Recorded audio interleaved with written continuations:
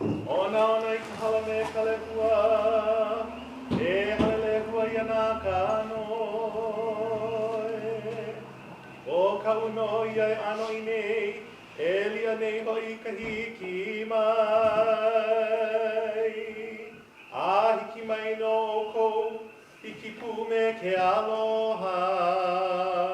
Aloha e, aloha e, aloha e. Aloha mai ka po. Handing it over to Mina.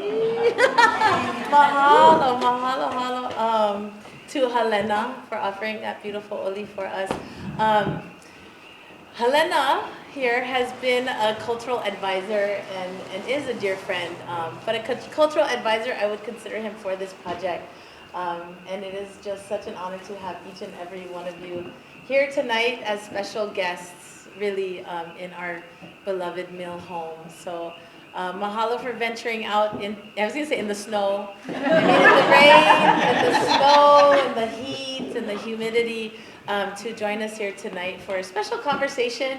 We want this to be a talk story and dialogue with our special guests and the artists who are here today. So we'll have I'll talk a little bit more and then, pose one main question to our esteemed guests who are here joining us. Two of them from Oahu, and Angaea is here, living here in Kona. So mahalo nui everyone for coming here tonight. Is everybody in your seat? You guys are all good? Okay, cool. My name is Mina Elison, and I have the pleasure and honor of being the curator here at the Donkey Mill Art Center. I feel extremely fortunate to get to work with our incredible team, with our newly appointed executive director, who is with Ohana right now. Ashley Raymond is our new executive director. So cheers to her. And acknowledging our incredible team that really makes all of this possible. Miho Moananuiākea, most of them are in the back. Yes. We have Cynthia, Gerald, Bailey's on our team too, and Juliet is here with her right brain. And Jake Boggs is not here. He's traveling for his own work as well. So just incredibly honored to be in the presence of this hui of people. I would also like to acknowledge Stacy Hoshino, who is here from the Hawaii Council for Humanities. Yes.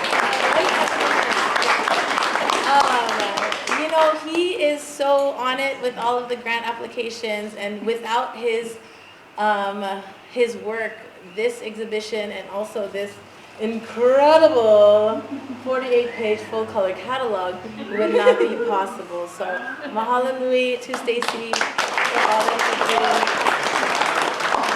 Yes. And also Karen Kosasa, who is a legend here in the museum world and coming from UH Manoa Museum Studies, American Studies Department. So mahalo nui. So honored to have you here. Thank you so much.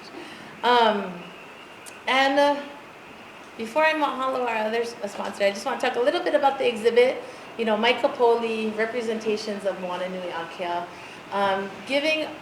selecting works, having 11 artists present their works that are responding to representations of Hawaiians and Pacific Islanders from the past, and giving a new voice to that representation and telling their story in an authentic way of who we are as a people. And it just seems extremely relevant to have this exhibition right now as we, during this time where we're looking at who we are and how we have been represented and how we would like to be. Who is telling our history, and how can we retell the story? And it was a collaboration with the Los Angeles County Museum of Art, who provided us with the artists with access to a collection of over 10,000 historic images. And so some of the artists were given the packages to many of the images that were recently digitized in a large grant project, and had time to look through some of the images and either respond to them or provide us with artworks that respond to historic representations and give light to present a contemporary representation of who they are, their kupuna, their ike kupuna. So yeah, that's a little bit of the background of the exhibition. And just extremely honored. We don't get to do these all of the time. This is our second catalog that we've been able to create. And it has been an extreme honor and pleasure to work with Angaea Cuna, who has been the designer for both of the catalogs that we've done. And it's always fun. She works hard. And the fact that this documentation of the exhibition is an artwork, a piece of artwork in itself, where she's taking the themes and she's really capturing the heart of the exhibition in itself and what we're trying to do. And it's just extra. I can't wait for you to share a little bit more. So what an honor. So mahalo. Thank you. Thank you.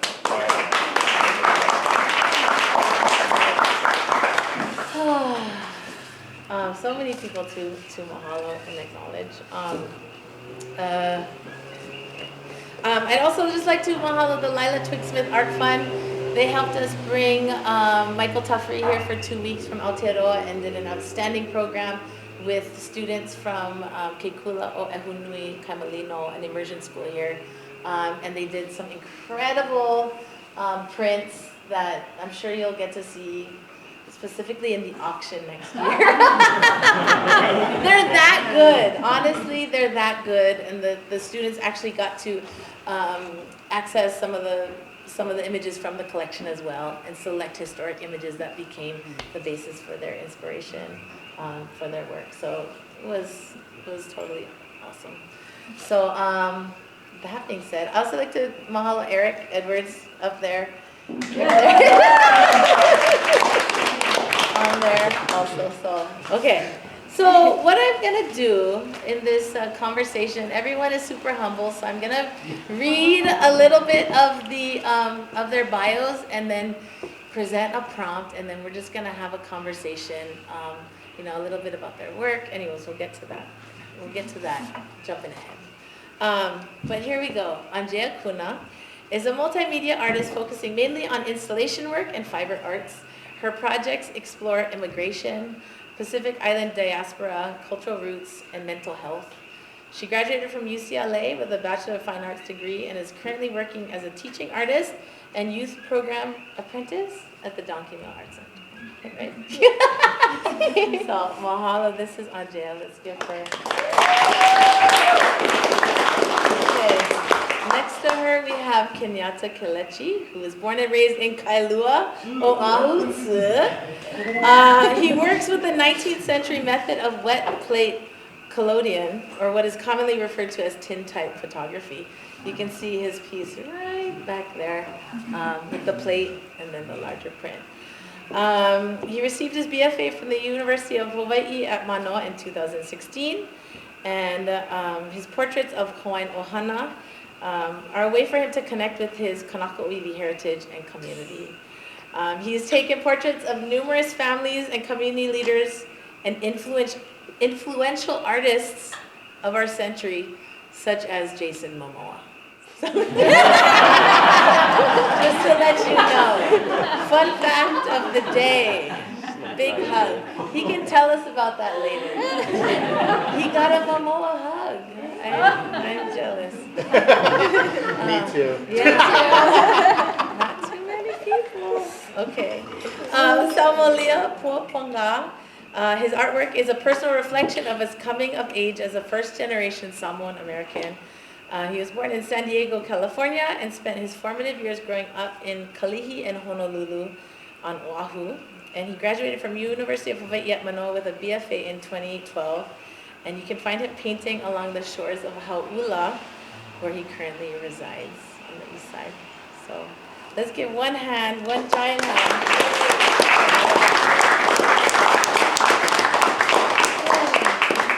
So in this conversation today, I was hoping that, the artists could share a little bit about their experience working with the exhibition, and I'd also like to dive us into a conversation about how cultural identity shapes their artistic practice, and also how their practice also shapes their understanding of who you are at the core. So there's a lot to unpack, but like I said, if it's a conversation, if Angaea says something where you're like, yeah, girl, I totally understand that, just jump in, and we can ask each other questions. We will have a formal Q&A, not formal Q&A. We'll have a Q&A when all the words have been said. But not just kidding. But yeah, if you have questions, feel free to jump in as well. Yeah. So yeah, Angaea, if you'd like to share. Like I said, the catalog is a work of art in itself, and just a little. We got to know each other through her artwork, and which explores her Filipino heritage and that experience for you here in Hawaii, coming from California. So, anyways, yeah, thank you. Yeah, of how your process, your identity. About how your experience has been working on the catalog for the past many months, and then a little about your artistic practice, cultural heritage. Yeah. Okay. Yeah. First of all, I thought this was just a party. It is. Look at us. So she told me too. Yeah, I thought we were gonna This is it. Okay, I want one of those. You see, we have all of our closest friends.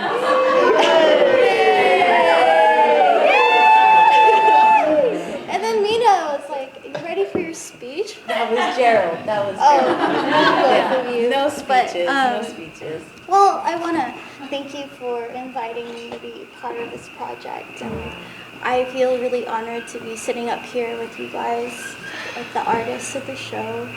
And to also just be part of that Pacific Island diaspora and that journey of wanting to bring light to all of our culture that's been in the darkness. It's just been scattered or lost or just hidden from us, from whoever is hiding it from us. So when Mina invited me to work on the catalog, I was really honored and excited. But a little background of me, I was born in the Philippines. I was displaced and pretty much lived mostly in California as an undocumented immigrant. And a couple times I tried to get my green card, but there was always a problem, like, oh, we ran out of visas for the fiscal year, whatever that means, or oh, you don't have this one document, or you don't pay enough taxes. I'm not sure. It was just a lot of things. So my personal journey is to learn more about my Filipino culture past the colonization. So before America, before the Spanish, and just learning about my indigenous roots. And it's so hard. It's so disjointed.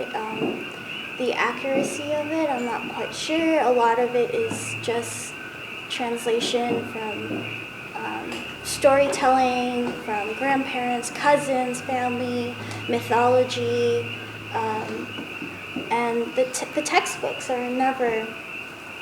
Textbooks always have a one-sided perspective on my culture, and it always feels condescending.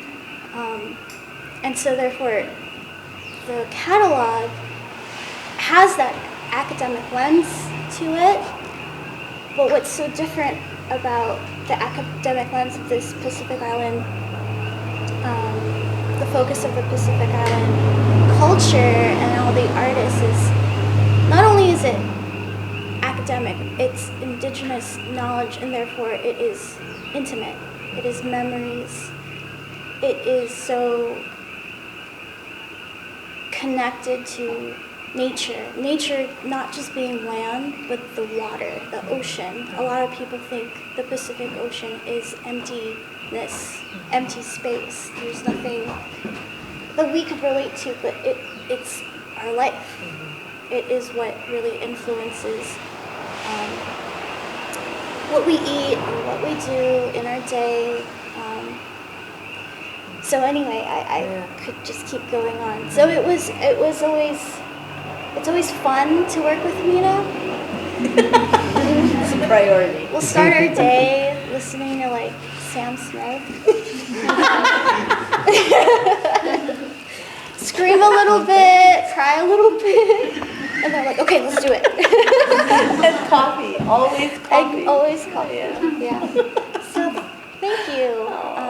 I was really excited to work on it with you, and I'm really excited how it turned out. And then also just spend so much time with the artworks and their artist descriptions, and then finally meeting the artists and putting a face to their works and just drinking rum together. Thank you. Yeah, mahalo. Thank you so much.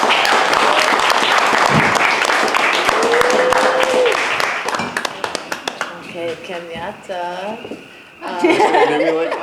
Well, no. About your piece and your work, kind of like I mentioned in your bio, using your artistic practice to learn more about who you are as a Kanaka ʻŌiwi and as a way to thank the people that have taught you so much about our culture. If you just want to, talk a little bit about that, or anything really. All right. Yeah, mahalo. So I'm Kenyatta, Kelechi. I was born and raised in Kailua on Oahu. So my dad was in the Marine Corps, so he was stationed at the Kanaka Marine Corps base. And my mom was from Molokai, but she recently moved to Kailua, and they probably met at a bar or something. No disrespect to that. I'm pretty sure that's probably how it happened. It was the 80s, that's why. So I kind of grew up with 90s culture, and I was like, Kailua is in Hawaii, but it kind of is a little microcosm. We all kind of we don't really leave Kailua. We just cruise in Kailua. So I guess my perspective of who I was that I was from Kailua, and that was it. And then I got to a certain age where I was in school and studying art, and everyone had these interesting stories of who they are, where they're from, and then I was no way, I completely forgot about all the different cultures that I have inside of me. And I guess I'm kind of ashamed of that, because I never really learned about my culture until I was older. And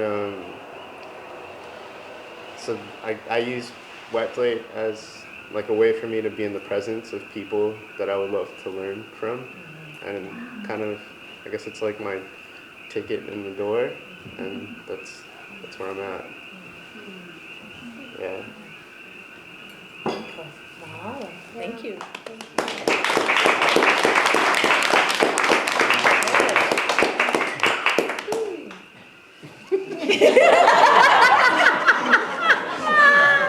Cheers, everyone. Eye contact. Eye contact. Oh yeah, eye contact. Is that you that said that? Yeah. Saumolia. My turn. Yay. Okay. Talofa lava. My name is Saumolia, Puapuaga, and I'm one of the featured artists in this amazing show. First, I want to thank you, Mina, for inviting us into this wonderful space we call the Donkey Mill Art Center. It really feels like another home here. Sure. And the amazing friends that I've met in this since the opening. And thank you for that and all your hard work and dedicating and supporting the arts in our community. I'm a painter. I went to UH Manoa and received a degree that I'm still paying off. So if you need conditions here. I painted a portrait of my mom and dad, and so when Mina approached me and invited me into this show, I didn't know, I definitely wanted to do it, but I just didn't know what I was going to paint. And because it was telling our stories as indigenous creators, to tell my story, I had to tell my mom and dad's story. And I'm just happy to like glance over and I see mom and dad and they give me this chill. Because all day, you know how many times I had to use the bathroom because I'm like, oh, and then I saw the camera, I was like, oh, there's a big camera and all the But they grounded me. And so when I first started this piece, I don't know if I'm jumping ahead, but jump on it. It was my way to capture their legacy and express who they are through my paintbrush and through my art. And I was able to kind of bridge a gap that I've experienced growing up in church. And as a queer artist, it was really, I didn't know what to feel or understand. I just felt like I wasn't important. And fast forward into my 40-year-old self, I found my authenticity, I found my truth, and as a grown adult, I know happiness and I know love. And I share that with my fiance. Wish he was here, but his strength has helped me get to this point as well.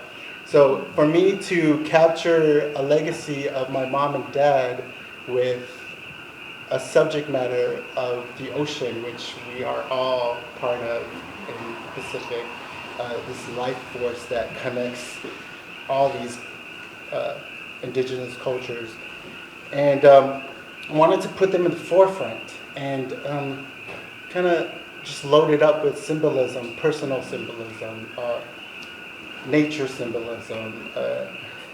Thank you, Emily, for writing my story about this piece. If you haven't caught the article, the bullet on the Donkey Mill Center, please check it out. There's more than what I've shared in my statement here. It was my way to basically tell their story through my lens and tell them I love them.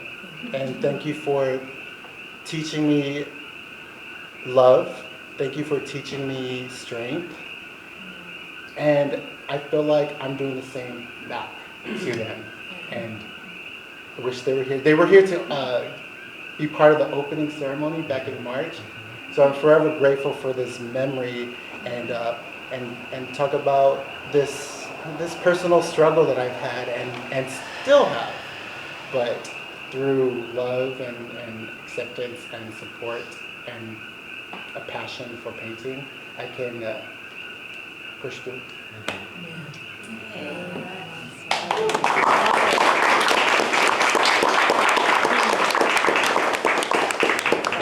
Do you guys have any questions for each other? Well, one thing came up today. Angaea was the first person or artist that I saw today, and she was talking about flipping through a very small selection of photographs that the artist and myself had picked that are here, and working on the catalog and having this feeling of it was a beautiful phrase, diasporic longing. Could you talk a little bit about that, please? Like define it? Yeah, or just like what that was like. I mean, you were on your computer, looking at these historic images with zero context. I mean, you didn't have any context. Yeah. It's this odd nostalgia for something you've never experienced. Like, nostalgia's your past memories that you miss. It's bittersweet, maybe happy, maybe sad. But I wasn't there. So that's the odd feeling about diasporic longing. And I was looking at these images of Samoa, Hawaii, Fiji, and they were very similar to pictures of the Philippines. And it just made me kind of sad. Happy but sad at the same time because it's gone. That's a different life. It looks different now. I get it. I get it a lot. But the positive and bright side is that the Donkey Mill Art Center has been my pu'uhonua, my place of refuge. So is Hawaii. It's the closest I can get to the Philippines. There's a lot of similarities in the landscape, the stories, the people, the food, the music, the dance. And I've never felt so close to something that I don't know what it looks like yet. Yeah, that's how I could explain it, that feeling. Yeah. Oh, that's Yeah. nice. And then we were having coffee today, and that idea came up in our conversation of like this longing for something that you don't necessarily know what it is, right? And we weren't so specific in our conversation, but I know Saumolia, with your like Samoan heritage and growing up in Hawaii too. Yeah. Right. My parents moved to Hawaii in the different times, like late 50s, early 60s, and me being born in '83 in America and growing up in Hawaii most of my life, I didn't know what to latch on to. Watching a lot of movies and cartoons, and you have this American West view of your society, but going to church, and then dad speaks Samoan and mom speaks Samoan in the church, and we go to our fa'alavelabes, which is like these cultural gatherings. And so I was very aware of my culture, but at the same time lost. Because one, I lost the language. I used to speak it when I remember speaking and lost it. But this yearning to understand who I am. And so when I saw the collection of LACMA, it brought me to this point where going through these random photos of so many past and not knowing their history and their story. And so it kind of like, it was repeating all over again. And I wanted to really put a stop to that through this piece by sharing mom and dad's story and understanding what they did to come to the United States and what effect it has on me and in my art.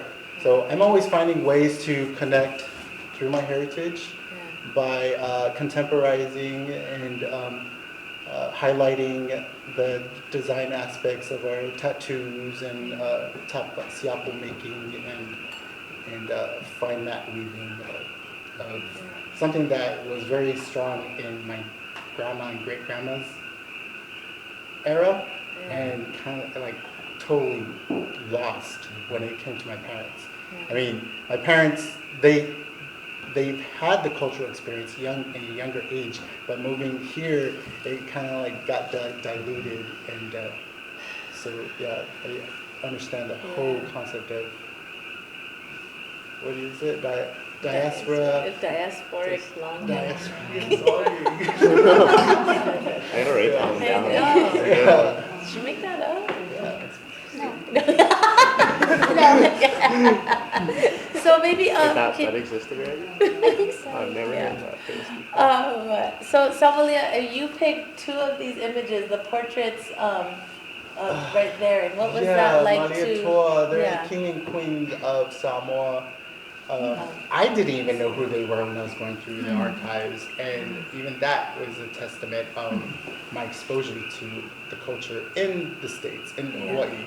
So being Pacific Islander in Hawaii, and at the like, as we all know, a lot of the education and cultural aspects of the cultures were hidden, taken away. So if I didn't have that limited amount of information growing up, and then no one was talking about Samoan culture unless your parents teach you and your grandparents. But I didn't have that resource, and so when I learned a lot of my past and who these amazing historic figures in my life, and kind of channeled that regalness with the portrait. Kenyatta, and your photography, like when I see your piece, especially the blown up piece, like the ohana there is so timeless. You know what I mean? You really have to look close to realize, like, oh, okay, yeah, you see a flannel shirt, like, oh yeah, this is a contemporary ohana. But what was that like for you to go through the collection? And I mean, I think we tried to get the tintype photographs, Yeah. but What was yeah. it? I forgot. Joey? Yeah, Joey. Okay. Yeah. Thanks to Joey. Yeah. He like curated a little packet of like wet plate photographs. Yeah. Because like I guess in history, photography also had like its moments in time, and the wet plate process was mostly used like in the 1840s to 1860s, and then they created a better technology that you didn't have to bring like a whole darkroom and keep the plate wet the whole time. Yeah. So like photography like evolved through time. So this process I use is like a very specific moment in time, and he picked out a lot of images that were from that specific moment when they used wet plate to photograph Hawaii. It was pretty amazing seeing the images, but like there was like such a disconnect that like I was looking at these images, but I almost felt like it was like a gaze, because I'm looking at them from with all of my understanding and like forcing like my perspective on it and not knowing the stories of who these people were. That it was almost like it felt like wrong to even like incorporate the images in my work, because like I have no idea who they are or like why the images were made or even who made the images. So I think it made me like more, I guess, like interested in making sure that the stories that I photograph are told, and they're not just like a picture without any context. Right. Yeah. So that's what I took out of those images, was like to make sure that I try harder to bridge the gap between the photograph and the person that's viewing it, so that they can understand that there's like a story being told, and each individual person in this image has a reason to be in that place, and they're like connected to that moment in time through that location. Yeah. That's crazy. Yeah, you definitely I definitely So I feel have a that. question. Yeah. How did you get into that sort of medium and like stuff so specific? And do you only work? Well, this project that I'm working on is only with this process. Okay. But I think what got me into wet plate was that like it was like something that looked like it was challenging when I was in school. And like photography is kind of like a very like saturated like medium, and like to find a place in photography I think is pretty hard, and I also had this issue because I was taking printmaking classes, and there's like this battle between printmaking and photography with like we kind of like use their processes of like editioning and all of that, but then we don't have like a cancellation proof, so they can be like, how is it a true edition? Time's up. Anyway, so the reason why I picked wet plate, there's a lot of reasons, but the main reason why I picked wet plate is because like the first pictures that I saw of like Hawaiian culture or like Hawaiians were made with that process.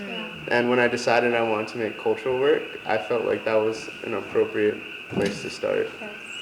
Yeah. Sorry, Miho is coming. ask and you shall receive. And one of the things that you also shared was that you feel as though the process that you go through honors the process of the people that you're taking the portrait of. Right? Yeah. That like their work deserves that kind of laborious type of process. Bye, Stacey. Bye, Karen. Yeah, I think that's just a really beautiful thing to capture, and honor the hard work that people are, doing. Yeah, I think everything that like indigenous people do. I mean, everything everyone does takes a lot of work, but like I guess like making like old ba like in the old style is like very meticulous, and I guess to some people it seems like why would you do that when there's all these new like more modern ways of doing it, but they want to go through these processes to pay homage to their culture. So I think for me, I kind of like mimic that by using a photographic process that is very meticulous and laborious and like a pain in the ass at times. But physical process. Yeah, I feel like it's like fair reciprocity. Like it's like a fair trade, I guess. Like I get an image and I show you that I'm working just as hard as you're working to be in this image in a way. Yeah, for sure. And this is kind of, it's not random, but the portraits that you take to the ohana, do you make prints of the plate, or do you give them the plate? How does that work? Well, It depends. Like it's kind of tough because like I want to have shows and like show the work. Yeah. And like the plate is like a one of a kind piece, so I can't if I give the plate out then I can't show it. Yeah. So like what I've been doing is like giving out scans and like digital prints. Yeah. And then maybe like one day it could belong to them, but I kind of want to like put it out there in the world and like share their stories. Yeah. But yeah, that's kind of like something that I'm really, it's like kind of like a hard question for me to answer. But I think one of the, like what Angaea was talking about, that feeling when you're looking through the collection and there's that kind of somewhat of a sadness, because in so many of the photographs you don't know who's taking the image most of the time, and you wonder, does the person in the photograph know why their image was taken? What was the purpose of it, and what's happening with it? And from our panel discussion, one of the challenges of some historic photographs taken in Hawaii from very well-known collections were used for eugenics projects and for purposes that were postcards. That were extremely, extreme. I don't even call it. Racy. So eugenics. Yeah, exactly. The Sullivan collection. She was asking. The Sullivan collection that the District Museum takes care of was photographs taken all over Hawaii and actually presented at a eugenics conference on the East Coast. Yeah. And what were they saying? Just proving that the white supremacy is legit. What's that? Helena. So, I'm an anthropologist by training, Yes. But Sullivan is a physical anthropologist who came to Hawaii. This is during a time period where you see a lot of anthropologists really interested in mixed race people, because at that point in time, something semi-quote new. They wanted to figure out, if there was if your cranium size depended, if that impacted your intelligence, or if certain mixed races were more desirable than others. So it had to do with a lot of the racial language that was being used at that time. And so what Sullivan did throughout Hawaii was he was really interested in photographing and documenting people who were papa, half Hawaiian and half something else, and photographing it in a way where he could study these people as specimens as opposed to human beings. The really interesting thing about anthropology in Hawaii is at once it comes to this place because of the notions that we're a dying culture. You see a lot of that language being kind of thrown around at that time. And there's this interest in trying to better understand mixed race peoples because of immigration into the US, trying to better understand mixed race people that are happening in that context. So the Sullivan collection is available at Bishop Museum for folks who would like to go and see them. The collection itself, I believe they only release photos to descendants because of some of the permissions. But when you look at the photographs he took, if you compare them to, for example, photographers in other parts of the world doing similar projects where there's examples of people being photographed in the nude, doing profiles, really dehumanizing practices. But with the Sullivan collection, you see people dressing with what they wanted to dress, being posed for a picture as opposed to being posed as a specimen for study. So there's that added element to what makes the collection at once problematic, but also one in which so many families go to for those photographs because they don't have photographs of ancestors. I have some of my great-grandparents from Kona in those photographs as well. So it just speaks to the contradictory nature of it, and yet, as this exhibit also shows, the repurposing of those photographs, that even though they were produced in a certain context, that doesn't necessarily dictate how descendants might actually engage and make meaning of those collections. Thank you.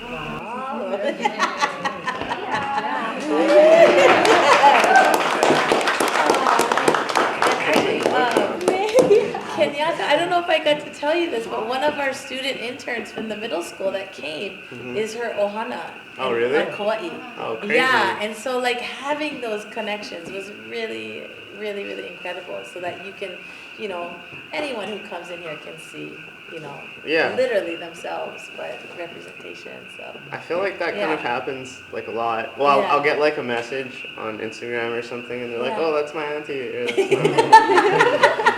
my it's like, and then I get like another connection made. Yeah. So it's really cool. Ooh, Karen. So No. Stacy, it seems like a good time to open it up for any questions that you folks, burning questions. Well, Andrea, I wanted to talk to you about the diasporic longing that you felt, because it really struck me when you said that's very real. And about the Philippines in particular, I've been happening to read Philippine history, which I never knew before. And it was just such an eye-opener about what cruelty happened at that time when suddenly the Philippine Islands were like dropped in President McKinley's lap and he couldn't locate them within 2,000 miles on a map. And he didn't know whether to, withdraw people to give them to Germany or France or, there was all this great power stuff going on. And they decided to keep the Philippines. So he makes this decision about a place he's never been, doesn't know a thing about. And then it starts these years of warfare, which is like, it's the first war in Asia for the United States, our first war overseas. And so there's this incredible cruelty that happens. And because my grandfather was there, my father was born in the Philippines during that time, and so I happen to have my grandfather's photographs from the Philippines from about 1890s, and so if you would like, I'd like to share them with you. I would love to see them, Thank you. Yeah. That's very Yeah. It's Thank you for sharing that story, and I have the same experience when I was learning about my culture past my family through the academic lens. It was always about war. I know. And it was always cruel, and it was always like a pawn in the games of the world, and I got tired of it, and I really wanted to know more than just us being a pawn in warfare. Right. And that was the challenging part, was I couldn't find it. Right. And it was reading an article and then looking at the bibliography and then looking at those links or books or articles, whatever, and searching those up. And then it was like a puzzle until finally I found the right vocabulary, like the right things to search for. Yeah. Or certain people, you follow certain people who aren't Filipino, but you follow their diaries. Okay. So personal diaries became a huge clue, a huge resource for me to find the more intimate stories. Now, of course, a lot of them are racist, but They were. But I could just rephrase everything they're saying, like, oh, they're brown and savage, or I could just be like, oh, they're brown and naked and beautiful, But yeah, it's still, I'm not quite there yet. I'm still constantly finding new information. And it's painful. It's a painful history. Yeah. But anyway, I also have his letters. So if you're interested in letters and photographs from the late 1800s, What's your name? Beth. Beth. Orman. Yeah. Thank you so much. Yeah, I'd love to see those. Thank you for what you're doing.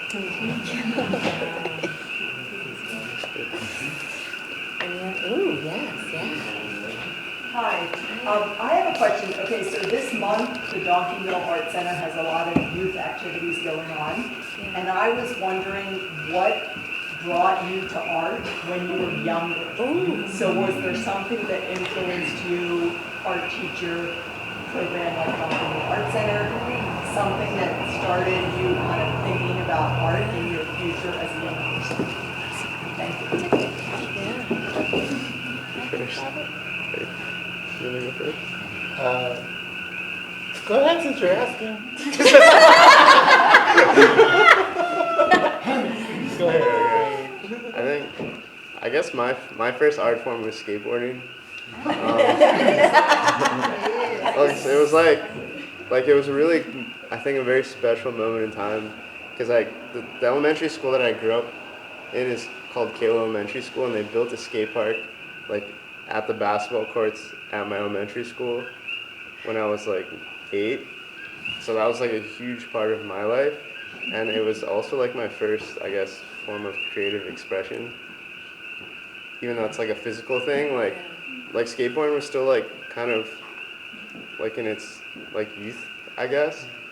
So things that we were doing, and we were just learning about them on the internet and figuring it out. So it was we were finding new colors to draw with, I guess.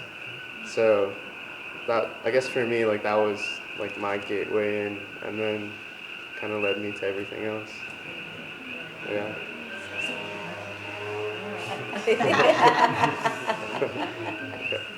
For me, it was in kindergarten. I was aware of what art can do with others. I copied my sister on how to paint or draw a bird, and I was in the kindergarten, and I copied her, went to my art class, and I remember painting it, and then when I was done with it, the teachers and all my classmates were like, oh my goodness, and so that feeling of happiness, I was like, oh, you like that?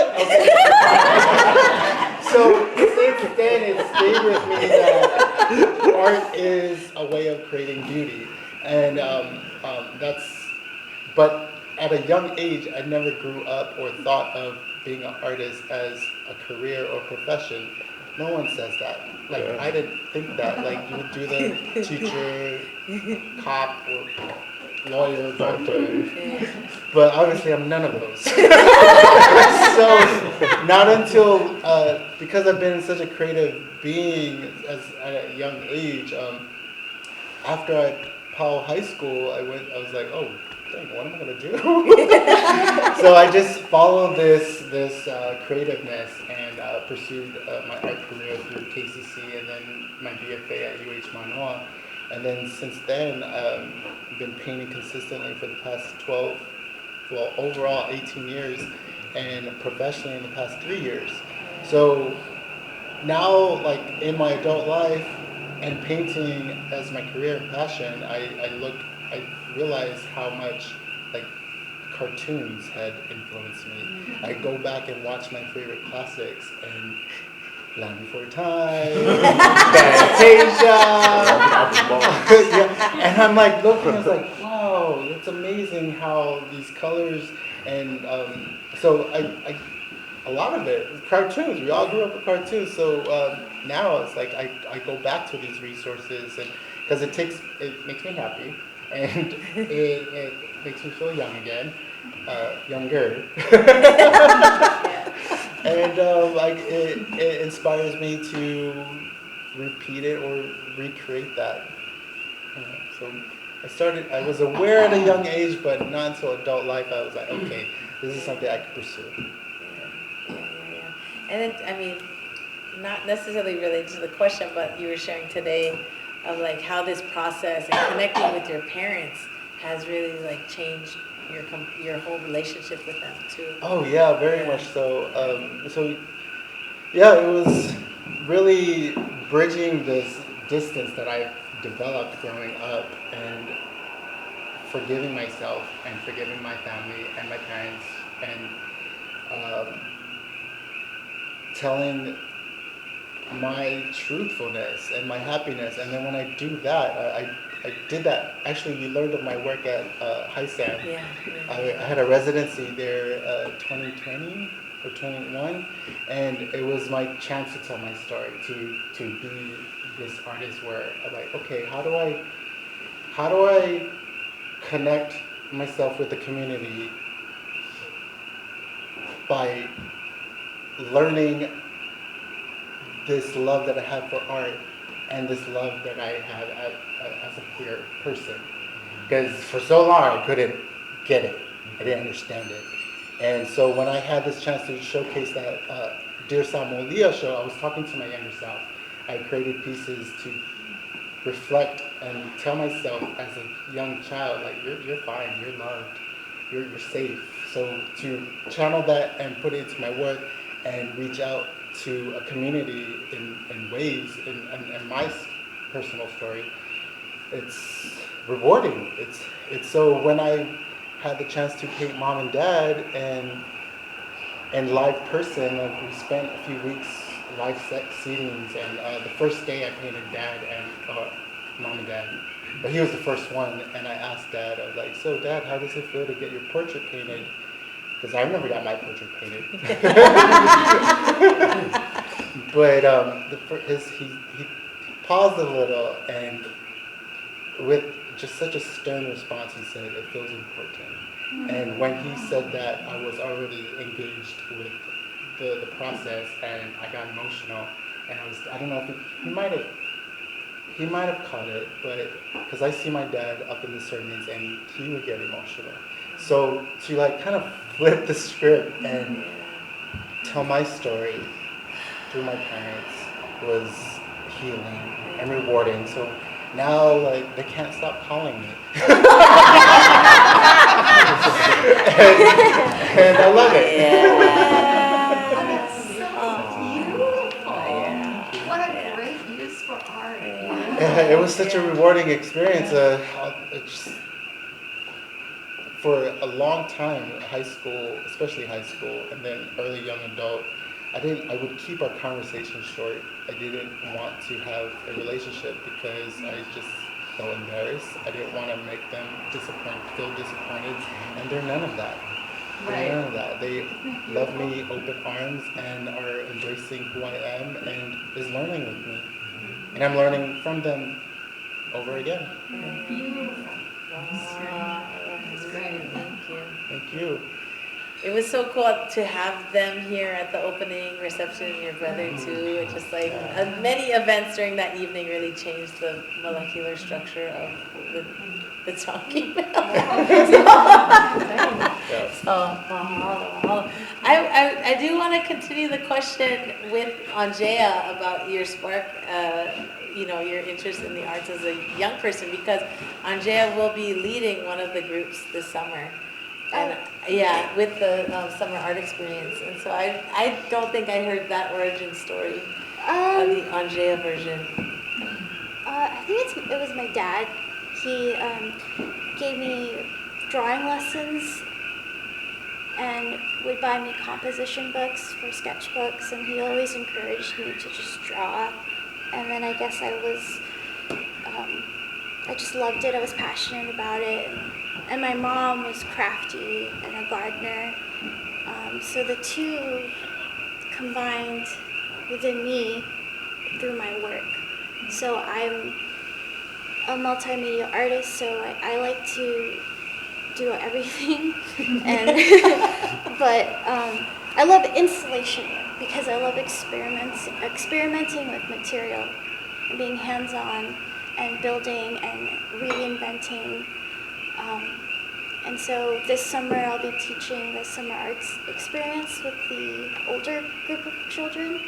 And just an example of one of my lesson plans is creating broom brushes.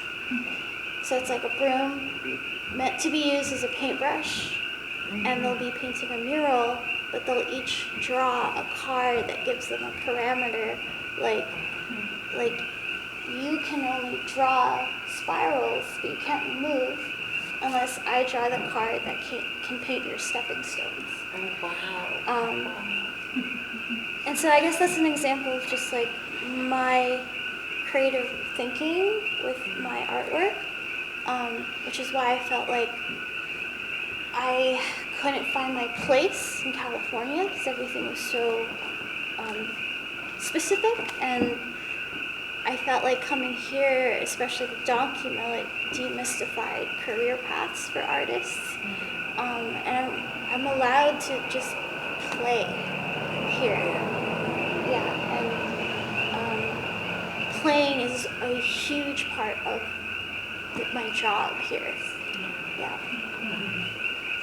Thank you. That was a great question. Yeah. Mahalo. And Angaea is also among her incredible talents is as a book maker, like hand making books. And I see your earrings and what you were sharing even about your connection with journals, and that intimacy that feelings, thoughts, memories are written on that. I think it's fun to see that connection on your earrings. Okay. I just wanted to respond to this question about in youth, how you got involved in art. And I'm just saying, it's just amazing. It blows me away, how the opportunities, for example, which Donkey Mill offers to the young. It's just, my background was just the total opposite.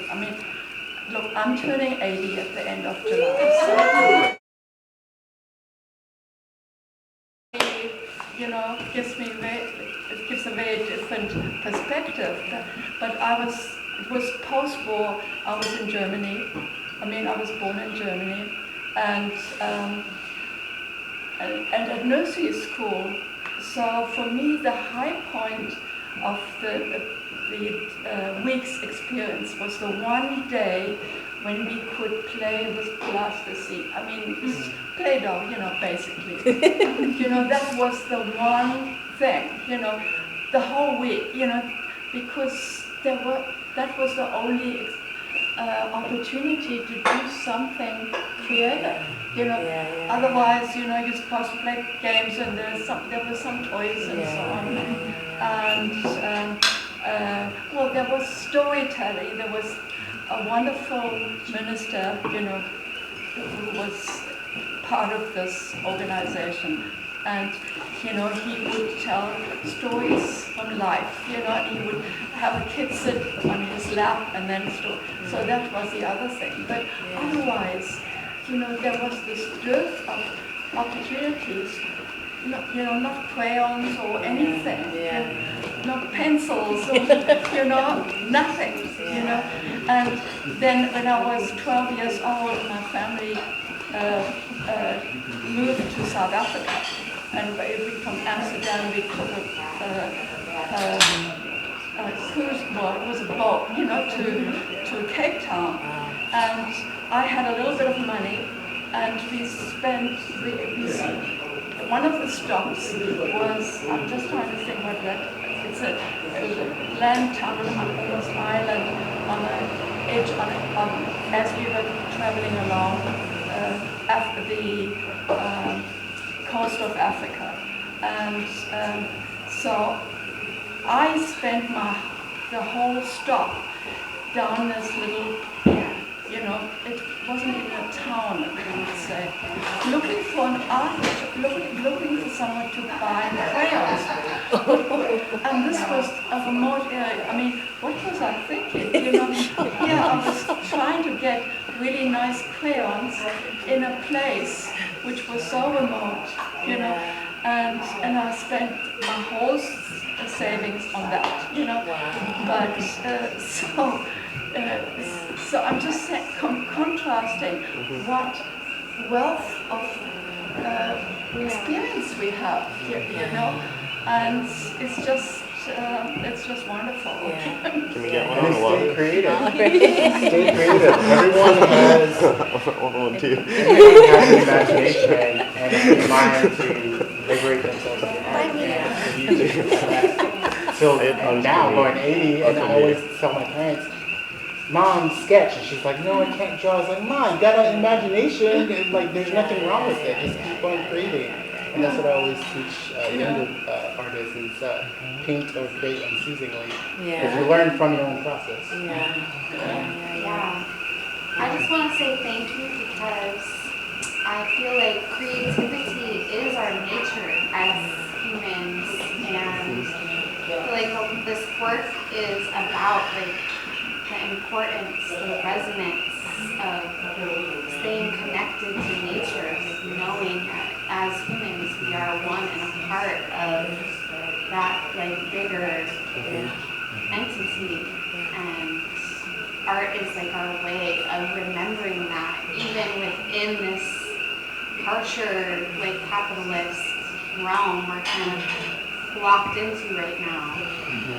And it just gives me hope, that we're staying strong to our nature and keep creating and keep being righteous in that way. Thank you.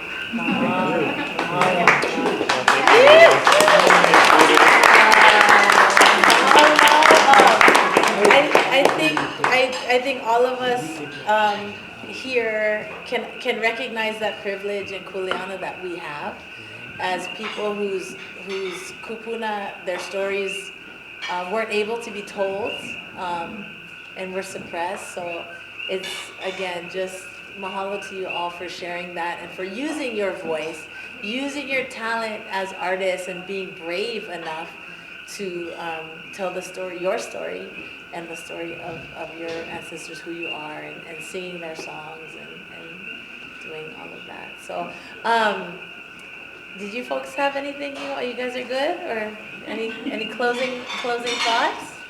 Even Helena? Yeah. Is that the cue? No, well,